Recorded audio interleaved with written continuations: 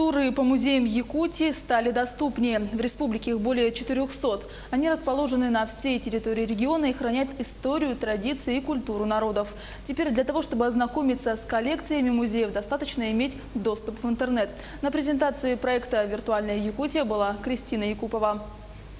Виртуальный тур по музеям Якутии для каждого и бесплатно. Достаточно выйти в интернет. Автор проекта – молодой разработчик Ион Дмитриев. Технологию освоил еще в 2011-м. 2 года назад прошел сертификацию Google. Без него никакого доступа к виртуальным картам.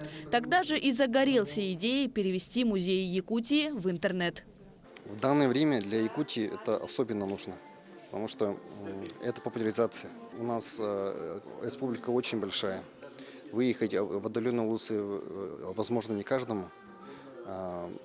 И в плане сохранения тоже играет не самую последнюю роль.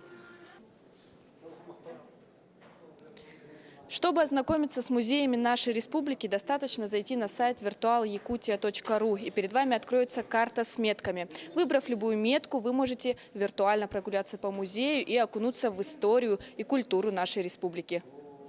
Пока на сайте 40 виртуальных 3D-туров. Хранение музейного материала в цифровом виде очень удобно, как для школьников, так и для взрослых.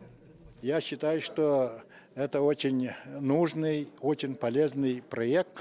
Очень хорошее решение, архитектурно-художественное решение, историческое решение, очень национальные экспозиции. Все это надо документировать.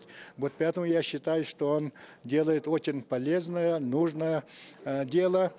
В планах у команды охватить все музеи Якутии и добавить памятники, чтобы проект «Виртуальная Якутия» стал популярен во всем мире. Узнав и увидев историю Северного края, далекой республикой заинтересуются иностранцы. А это плюс в развитии туризма. Кристина Якупова, Илья Сыромятников, Якутск.